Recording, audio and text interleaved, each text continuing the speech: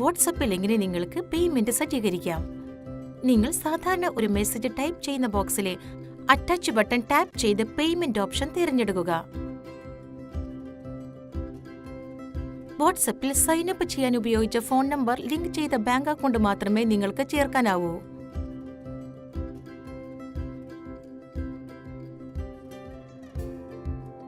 അവസാന 6 അക്കങ്ങളും കാലഹരണപ്പെടുന്ന തീയതിയും നൽകി നിങ്ങളുടെ ഡെബിറ്റ് കാർഡ് വിവരങ്ങൾ പരിശോധിച്ചുറപ്പിക്കുക. ഒരു പേഴ്സണൽ UPI പിൻ സൃഷ്ടിച്ച് സജ്ജീകരണം പൂർത്തിയാക്കുക.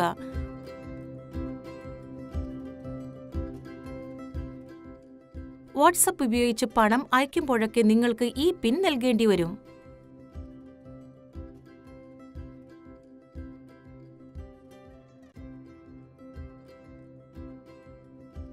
നിങ്ങളുടെ ഡെബിറ്റ് കാർഡ് വിവരങ്ങൾ, UPI പിൻ എന്നിവ ആരുമായും പങ്കിടരുത്.